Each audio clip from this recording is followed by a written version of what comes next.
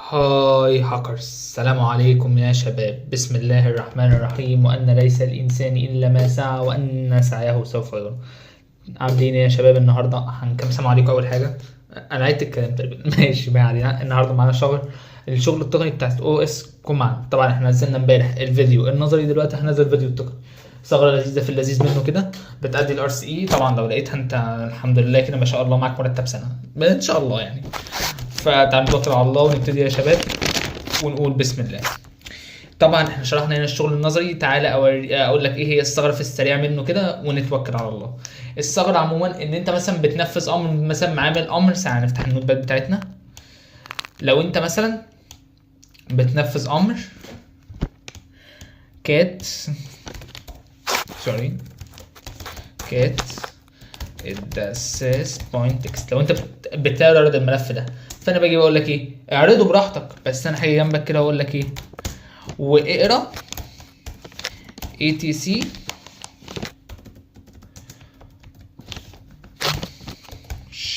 shadow. تمام.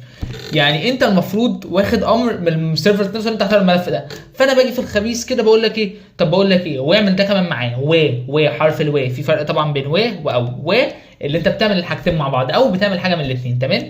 هنا اللعب بتاعي كله، وهي دي الثغره على فكره. احنا مش بنضيف اي ثلاث حاجه، بس تعالى هقسم لك الانواع التقنيه من الثغره. بس تعالى بس نستهدى بالله كده ونكمل. ايه هو الحاجات اللي احنا هنحطها هنا وهنحقن فين بالظبط؟ احنا بنحقن يا شباب في اي انبوت. يعني مش انت مثلا لما بتيجي مثلا تسجل دخول في موقع او تكتب فيدباك او تعمل اي حاجه، بيطلب منك مثلا يوزر نيم، ايميل، مثلا بس كده مثلا نقول كده ونقول بعد كده مسج. هتكتب هنا مثلا الدساس، تيجي هنا تكتب اللي هو الدساس gmail.com. تمام. ده اليوزر نيم بتاعك، ودوت الايميل بتاعك يا صديقي. تمام. الحقني بيبقى في ايه؟ هنوقف الطلب في بيرب سويت. تمام. ركز بقى في الجمله دي، لان احنا هنا في اهم حاجه في الثغره. ركز في الجمله دي ارجوك. هنا بقى في الجزء ده بنعمل ايه؟ لما بنيجي عند الحته دي او عند الحته دي، نقوم مثلا عاملين يا كده يا اما عاملين كده. تعال بس اكتب لك الحاجه اللي هو هنا.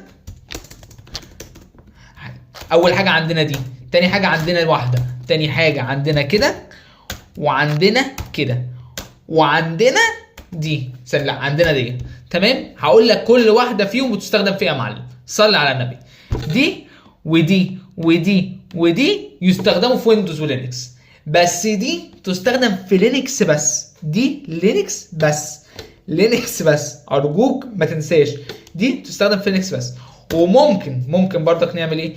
ممكن نعمل كده وحط هنا مثلا الامر اللي عايزين ننفذه، اللي هو مثلا ls او حاجه زي كده. تمام. ممكن نعمل كده هنا الامر مثلا ls. تمام. بس اهم حاجه دي اشهر الحاجات اللي احنا بنستخدمها في الثغره دي لينكس بس. دي ودي ودي ويندوز او لينكس. تمام. طب احنا بنعمل ايه يا صديقي؟ بنكتب هنا. يعني مثلا احنا دلوقتي لو وقفت الطلب في بيرب سويت هيبقى عامل ازاي؟ تعالى كده، هيكون مثلا الطلب بالشكل ده. تمام. دلوقتي مثلا انت قررت تحقن في الانبوت بتاع الايميل. هتقوم جاي كده بالراحه خالص، هتقوم جاي هنا مثلا هتيجي هنا وتقوم كاتب اللي هو الامر اللي انت عايز تنفذه. ايه هو مثلا الامر ده؟ هو ام اي. طبعا انت هنا بتوقف في البيرب سويت بعد ما بتدوس انتر وتدخل بياناتك. هتوقف الطلب بتاع ادخال البيانات لا مؤاخذه يا شباب، متقل في الفطور. هتوقف الطلب بتاع ادخال البيانات، وبعد كده تكتب كده اول امر. ممكن تشيل دي. تمام. نحط دي، نحط واحده كده. تمام. الحاجات دي كلها مسموح عليها، ولو هو برضك لينكس هنعمل كده. تمام يا شباب. كده هي ده شرح الثغره باختصار يعني، فاهمني؟ مش باختصار ده كده، هو ده عموما هي الثغره، مش باختصار اطلاقا. انا معايا سيناريوهات كتير هقولها لك برضك النهارده. تمام. تعالوا نتوكل على الله. دلوقتي ايه هي انواع الثغره دي يا صديقي؟ ثغره ظاهره يعني ايه؟ تعال نكتب بس الانواع، نمسح بس كده. تعالى طبعا انا سايب لك مكان في البي دي اف اللي بعته لك على الجروب، وانت تكتب الافكار دي، عشان انا بقصد ان انت تكتب الشغل التقني عشان بس تكون فاهم. تمام تمام. يلا بينا نتوكل على الله. ايه هي اول نوع؟ اول نوع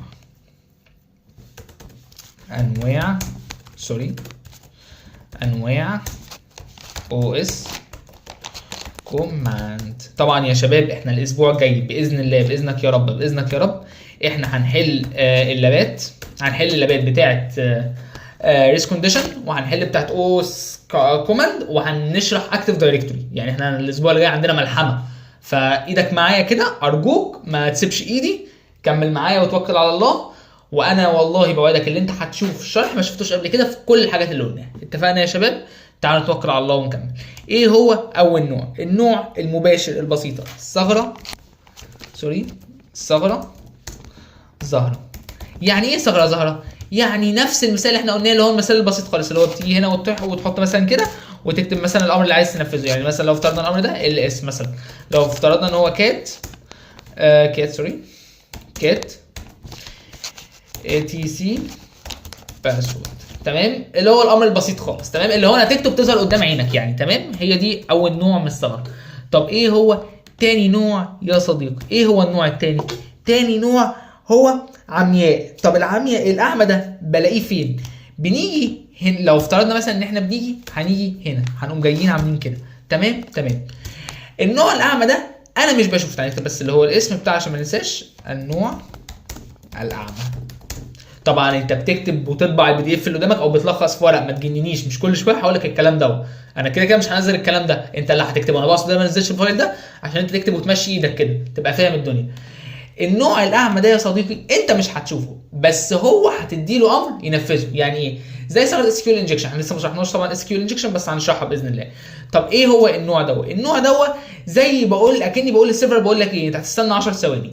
لو السيرفر لما عملت له سند في البيرب سويت رجع لي ريكوست بعد 10 ثواني، اذا ايه؟ الثغره موجوده. طب لو رجعه بعد ثانيه يبقى الثغره هنا مش موجوده. تمام تمام. طب ازاي بعمل كده؟ هاجي هنا واكتب بينج -c واحط له هنا 10. طبعا القرف ده اللي انا كتبته، سوري. بينج -c يا ربي، بينج -c نحط مثلا هنا 10. هنا بقول له انا عايزك ترد عليا بعد 10 ثواني، اقل من 10 ثواني ما تردش عليا. تمام، واحط هنا مثلا الاي بي. تمام تمام. الكلام ده جميل جدا. تمام تمام. ممكن نعمل كده او ممكن ما نعمل. بص احنا بنعمل كده. عموما الملحوظه دي برضه اقولها لك، لو انت بتحقن في حاجه يعني مثلا زي كده، تمام، دي كده بتبقى قافله يعني. تمام، يعني انت يعني اقول لك على حاجه انت مش فاهمني صح؟ يعني مثلا لو احنا قررنا ان احنا نعمل كده في نكات، هنيجي هنا مثلا نقوم حاقنين بس. تمام، هيبقى لازم تكون بين دي وبين دي. تمام، بس لو انت يعني كنترول زد اوكي، دي هنا نحط باست. تمام، مش لازم نقفلها كده. تمام يا صديقي. تمام. طب ايه هي فكره الثغره دي؟ لو استنى بعد 10 ثواني هقول لك نستغل الحوار ده ازاي لو احنا اتاكدنا من وجود الثغره. لو استنى بعد 10 ثواني هقول لك الاستغلال بيكون ازاي. شاحن اللابتوب وقع، وده اكتر حاجه انا بكرهها ان هي تحصل في الدنيا كلها. انا اسف لا اله الا الله. تمام، تعالوا نكمل يا جماعه.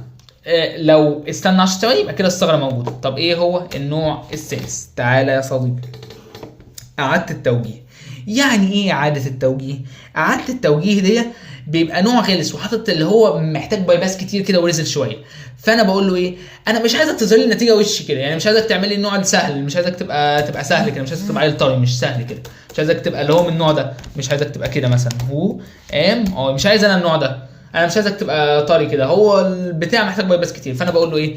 بص يا معلم، انت هتعمل لي اعاده توجيه وتنفذ لي الامر ده في ملف يعني مش هتطلع لي نتيجه الطلب دوت في الريسبونس. هو طبيعي ان النتيجه تطلع لك في الريسبونس لما انت بتودي على الريبيتر وتطلع لك النتيجه. تمام، لا انت هنا بتعمل حاجه تانية خالص. انت هنا بتقول له ايه؟ بص يا معلم، انت هتطلع لي النتيجه في فايل، انا هديك المسار بتاعه. تمام تمام. تعال نكتب اللي هو نوع اعاده التوجيه. طب ايه هي فكره نوع اعاده التوجيه؟ وهيتكتب ازاي نوع اعاده التوجيه ده؟ تعالى يا صديقي وتوكل على الله، انا مش هسيبك. تعالى هنعمل كده مثلا var، غلط طبعا احنا بنكتب كده. تمام، var دب static. اوكي اكتب مثلا، سمي الفايل الدساس بوينت تكست. تعال نصغر بس عشان تبقى شايف الدنيا كلها. تمام كده، وتقوم يا معلم بس كده والدنيا زي الفل. تمام. طب انا هوصل للفايل ده ازاي؟ هتيجي عند باراميتر مثلا، اي باراميتر بقى، مثلا اسمه فايل نيم، لان المفروض ده او مثلا اي باراميتر مش مهم، بس يكون باراميتر له علاقه مثلا بالفايلات او كده مثلا يعني، او اي باراميتر مثلا تحاول تحقن فيه. اي باراميتر، بص هتيجي هنا تحط مثلا في اورجن وهو يجمع لك الباراميتر، تجرب فيهم كلهم لغايه ما يطلع معاك. بس هو تقريبا هتلاقيه في الباراميتر بتاعت الفايلات، وانت كده كده متعلم ازاي تجمع اليو ار ال اس، فهتلاقيه في مثلا في المناطق دي. تمام.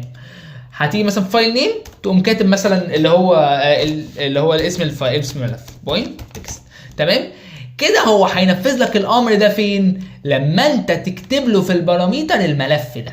تمام. هو دي الفكره، بس فكره بسيطه جدا، عايزك تفهمني. هنا هو مغلس مش راضي يعرض لك، طب انت هتعمل ايه؟ ومش نافع مع الفكره الثانيه اللي هو بتاع النوع العام. فانت عملت ايه؟ انت ذكي، انت بني ادم ذكي، ربنا خلقك من وسط كائنات كتير جدا عشان تفكر وتعمل باي باس وتخترع وتنقذ البشريه وحاجات كتيره كده يعني. ما فكك من جو الاي اي هياخد مكانك، ده هو هياخد مكانك بس مش دلوقتي يعني، اصبر على حالك كده. المهم اللي انت دلوقتي تجمع فلوس عشان تتجوز وباذن الله تعمل مشروع كده، نجاره خشب او اي حاجه. تعالوا نكمل. هو ام اي ده هينفذه فين؟ هينفذه لما انت تكتب في الباراميتر اسم الملف ده. تمام. ده نوع اعاده التوجيه. فاضل ايه؟ النوع الرابع يا صديقي. ثانيه واحده، انزل بقى ما تبقاش ريزلز اهو. ماشي، الرابع. تمام. ايه هو النوع الرابع؟ خارج النطاق. ما هو النوع خارج النطاق؟ كنت هقول خارج. النوع خارج النطاق ايه؟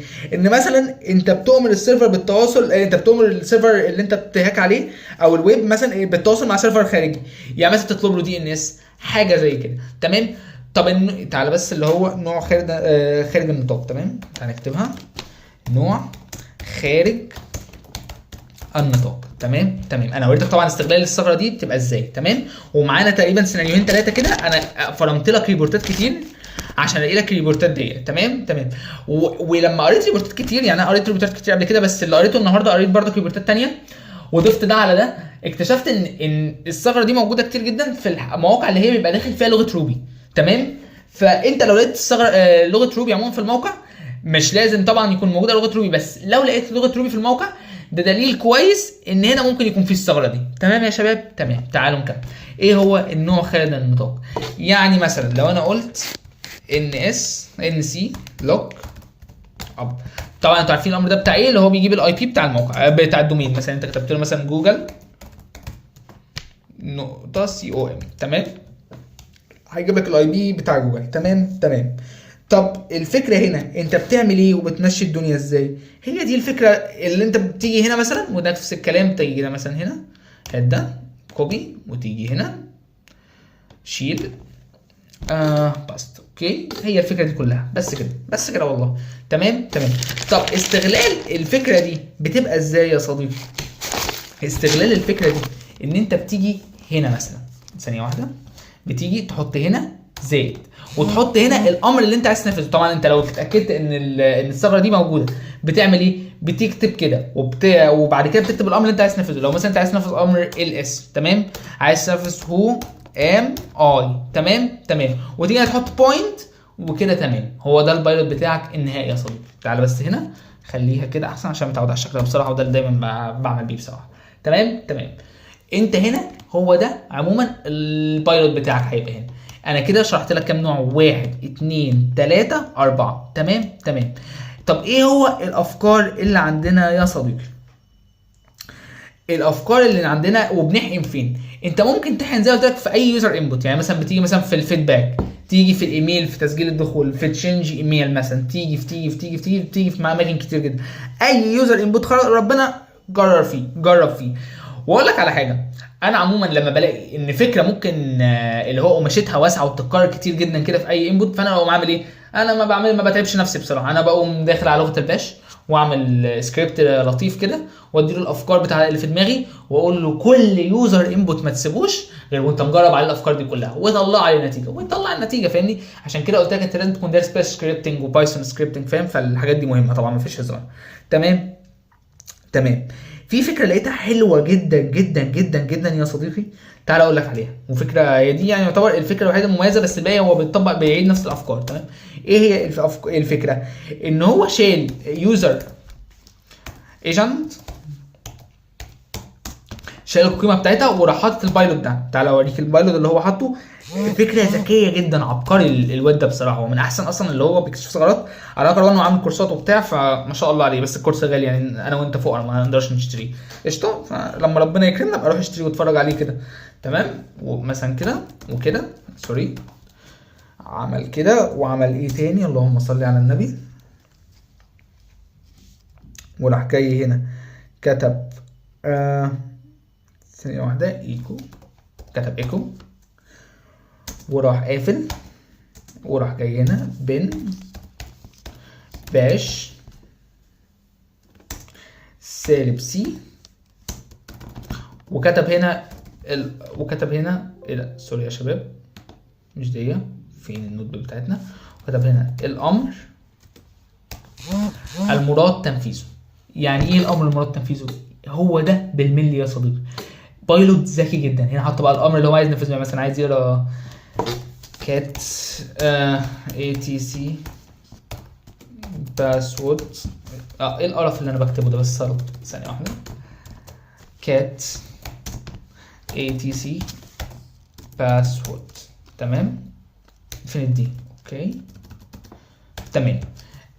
البايلوت دوت ذكي جدا، وهو خد عليها باونتي محترمه على فكره. يعني هو خد عليها باونتي ما شاء الله، بقت محترمه جدا ما شاء الله.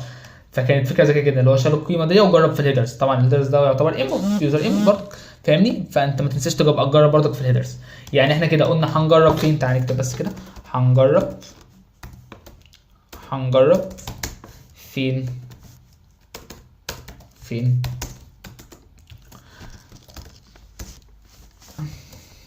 اي انبوت. تمام. 2 ثانية واحدة. هيدرز. طب 3 ايه ممكن نجرب فيه تاني؟ فيدباك. ثانية واحدة. فيدباك. 4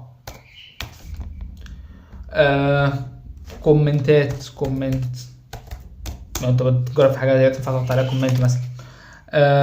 اللهم صل على النبي. ايه مثلا بتدخل ايميل. اي يوزر انبوت خلقه ربنا. واحنا كده فرمنا الثغره، شرحت لك افكار كويسه جدا. خلي البايلوت ده عندك وابقى جربه في كل الهيدرز اللي تقابلها. البايلوت ده خد بالك هيشتغل كتير. بالتوفيق يا رب يا شباب. اتمنى تكون فهمت الثغره وفرمتها. بالتوفيق يا رب، ربنا يوفقك يا صديقي.